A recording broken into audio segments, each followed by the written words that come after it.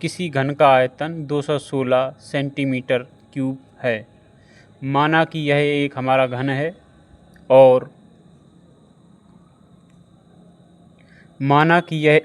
घन है और इसकी एक भुजा ए है। तो हम इसकी एक भुजा ए की लंबाई निकालते हैं। पहले हमें पता है कि घन का आयतन 6a² होता है। इस हिसाब से हम 6a² क्यों होता है, क्योंकि घन का प्रत्येक फलक जो है उसका क्षेत्रफल समान होता है। क्योंकि भुजाएं समान है तो उसके प्रत्येक फलक का, ये जो फलक है इसका क्षेत्रफल समान ही होगा। मतलब भुजा जब बराबर है तो ये भुजा और ये भुजा मतलब सभी भुजाएं बराबर ही हैं।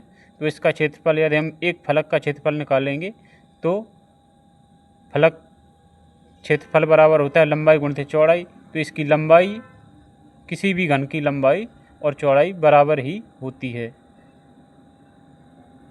तो हम इसकी एक भुजा ये ए मान लेते हैं और जब ये भुजाएं समान हैं तो ये भी ए ही होगी।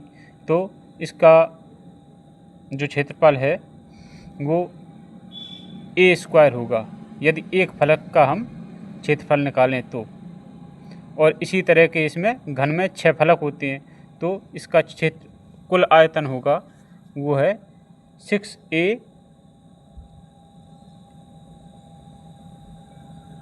लिख लेते हैं पहले घन का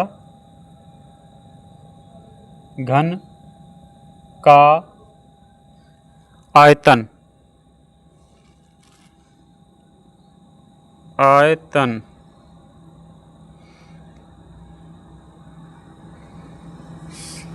बराबर 6a²। और इसका आयतन हमें पहले से ही पता है, जो दिया है 216 सेंटीमीटर क्यूब। तो हम लिख देते हैं 216। अब हम इसको हल करते हैं। इस 6 को हम इसके नीचे भेज देते हैं, भाग में जाएगा ये 6 इसके नीचे। अगर भाग इस 6 का इसमें भाग देते हैं तो आएगा, यहाँ पर बचेगा a²। लिखते हैं a² बराबर, इसका इसमें भाग देंगे तो हो जाएगा, भागफल आएगा 36। इसका 36 भागफल आएगा। अब a², ये वर्ग इस तरफ जाएगा तो वर्गमूल में परिवर्तित हो जाएगा। तो लिखते हैं a बराबर 36 का हम वर्गमूल निकालेंगे तो वो 6 आएगा। तो इसकी एक भुजा का मान हमें, ये एक भुजा का मान 6 सेंटीमीटर आया। जब एक भुजा का मान 6 सेंटीमीटर आया तो इसकी भुजाएं सभी समान हैं। तो लंबाई गुणित चौड़ाई, एक फलक का क्षेत्रफल निकालेंगे तो लंबाई गुणित चौड़ाई का हमें मान निकालना होगा। तो इसकी ये भुजा, यदि ये भुजा 6 सेंटीमीटर माने तो ये भी भुजा 6 सेंटीमीटर होगी। तो लंबाई गुणित चौड़ाई क्षेत्रफल के बराबर होती है। तो हम लिखेंगे एक फलक का क्षेत्रफल, घन के एक फलक का क्षेत्रफल बराबर a² होगा।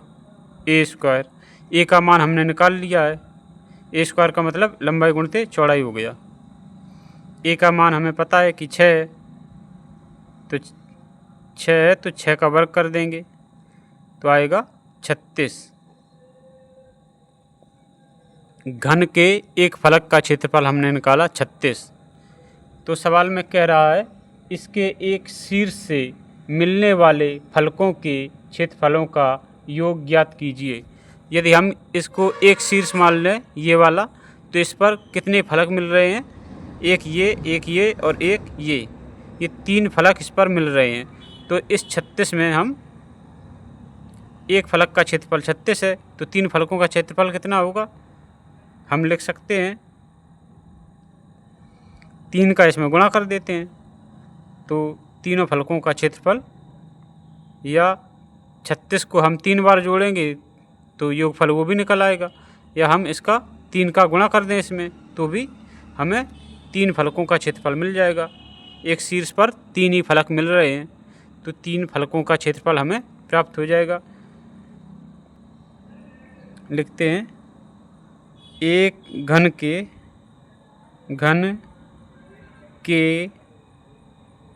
एक फलक पर मिलने वाले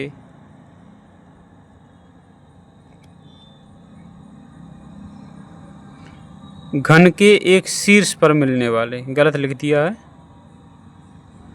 घन के एक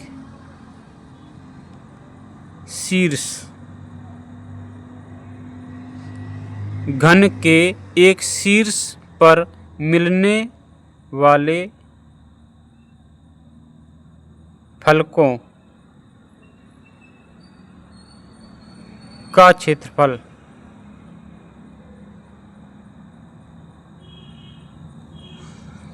एक एक एक, इन सबको जोड़ेंगे तो 3 होगा 3a स्क्वायर। ए स्क्वायर का मान हमें यहाँ से प्राप्त है 36 है, तो 3 गुणते 36,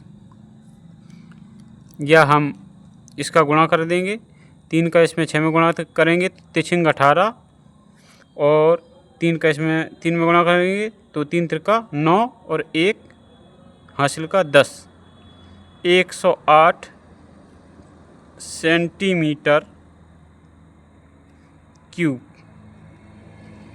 घन के एक शीर्ष पर मिलने वाले तीनों फलकों का क्षेत्रफल जो हमें प्राप्त हुआ है वह है 108 सेंटीमीटर क्यूब।